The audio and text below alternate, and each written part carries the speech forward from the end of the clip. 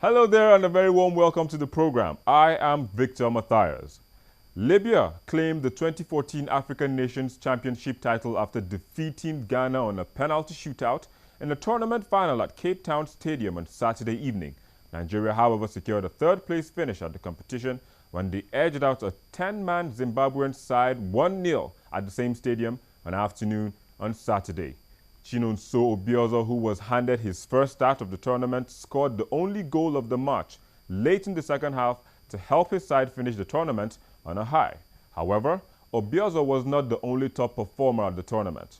On the program today, we will be analyzing the performances of other players and find out whom amongst them could be on the plane to Brazil in June for the Global Football Fiesta. We will be hearing from a sports analyst and other enthusiastic football-loving Nigerians later on the show. But just before we meet them, let's take a look at other social media trending topics. Twillionaire Nigeria. A newly launched show, Who Wants to Be a Twillionaire, a mimic of Who Wants to Be a Millionaire, got the social cyberspace buzzing in the past week. 2014 budget. A copy of the 2014 budget was released online and Nigerians on the social media perused the document and made their comments and also reservations on the 2014 appropriation bill. Those were the trending topics. When Channels Beam returns, our online contributors will share their thoughts on the performances of the home-based Super Eagles during the just concluded Nations Cup. I think Super Eagles, they really impressed me. Because although I couldn't follow the match, but at least I followed the highlights and stuff like that. One thing about Nigerian is, especially here in Australia, when you tell people you're from Nigeria, they say, yeah, Nigeria plays good football. They play this, they do this, they do that. And even at the competition, I was really surprised about their performance. I'm really amazed. In respect to the Super Eagles performance at the just concluded championship in South Africa, I would say apart from three players that I can give kudos to, the likes of Eric Uzenyi, Odulami something, and then one Ali. I think the rest of the team, they didn't live up to expectation. We expected much from them, knowing fully well that Nigeria is reigning champion in terms of the African Cup of Nations, and there were a lot of expectations, knowing coach is the best coach in Africa at the moment, and he seems to have the best technical team in the continent, and they went there. Apart from the Morocco match that kind of was interesting, not that we played very well, because I don't think we should have allowed Morocco to score three goals past our net in the first place before we had to reply them in the way and manner that we did.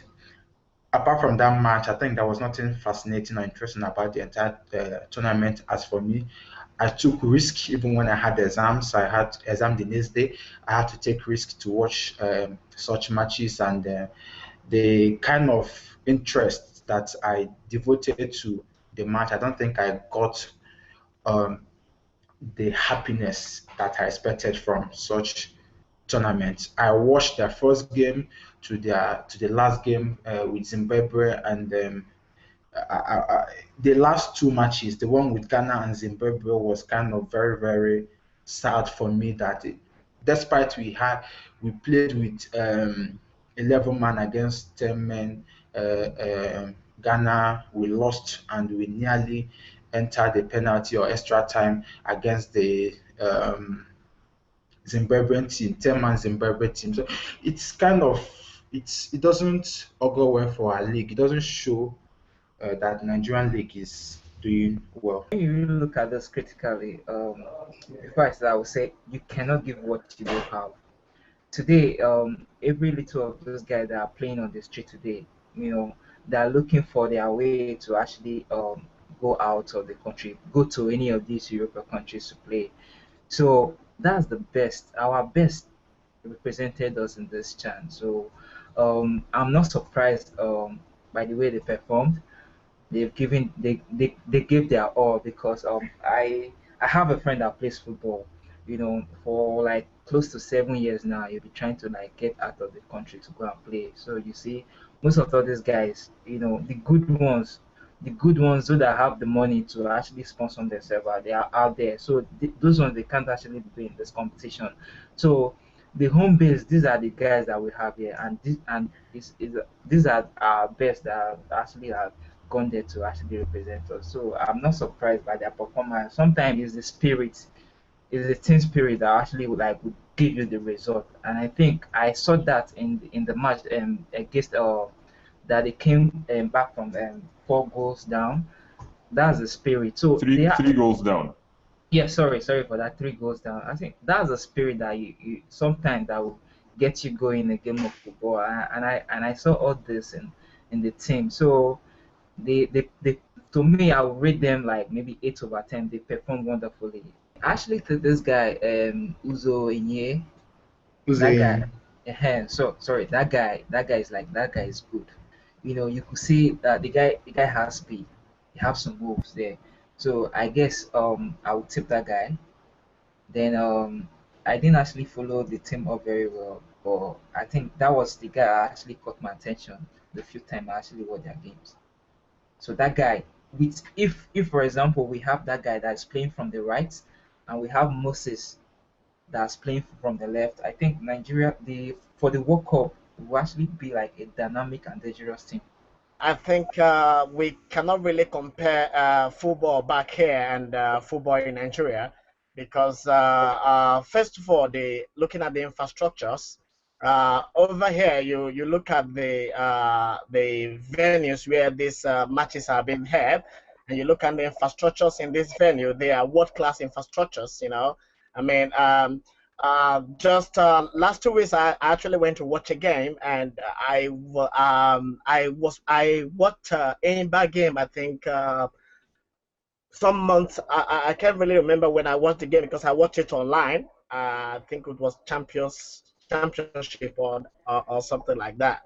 So I was comparing the pitch that these players were playing their game on, and I just kind of wonder, I mean, even the spectators were not there. I mean, uh, there were no motivation for these players. I mean, the venues were empty, and looking at the style of officiating as well, I think it cannot be compared with what we have over here.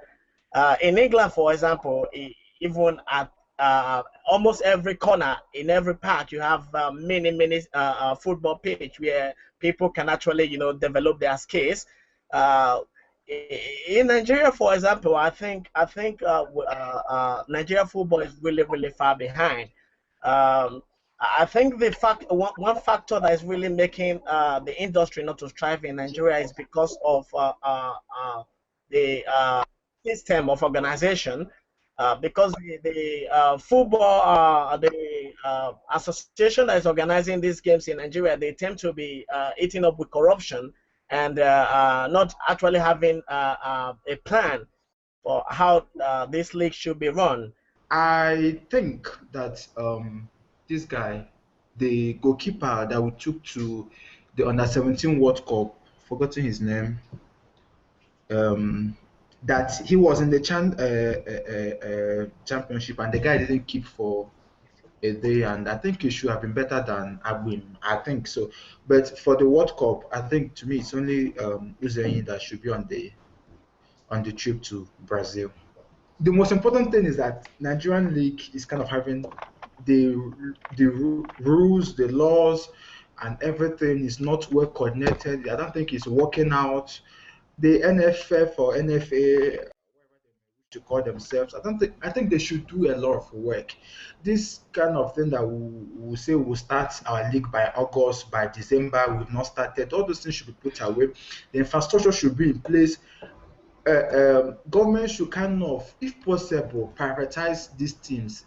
Let private individuals come in and sponsor. What we like, I don't think that state governments who have not managed the basic stuffs in their state should have any business managing sports because sport is the only thing that brings happiness to Nigerians, and we find so many like, of course, when I'm from Abia State during the time of Joshua Carlo, I know the Enyimba then they were doing very fantastic, very well. But now this governor came, the stadium, the market, women have taken over the entire place. The road to the stadium is not good, and all those things. Such things do not speak well for our leagues. When it comes to sport administration, maybe they should change the way they do something. The administration, because it's very key, because that's like it forms the basics and the most importantly the psychological aspect of it, because the mode at which you go onto a competition, your mindset, your mentality will actually show how far you go. So I think we should look into the basics, the fundamentals in the way we administer sports in this country. What I think we should copy from the Australian Football Federation is they support their people. They know their people are not really good at football, but no matter what, they still support them financially. Like when you're talking about there's this Harry Kewell. Yeah. Kewell is their captain, and when Harry Kewell was in England, he was a very good footballer. He played for Liverpool. Good for And Leeds. when you're talking about Harry Kewell here in Australia today, it's just as if he's the father of football in Australia. But take for instance Nigeria, our past players that were very good, talking about JJ Okocha, we see them as nothing. Those people, I believe, they are people that can really contribute to the success of football in Nigeria. So we should try and see those people as an hero. If you disagree with their observation, you can also be part of the program. Send your comments using the hashtag #Chant2014 to our channels Beam and at Victor_Mbidi. Time for another break, after which Larry Peniel will join us. Please stay with us.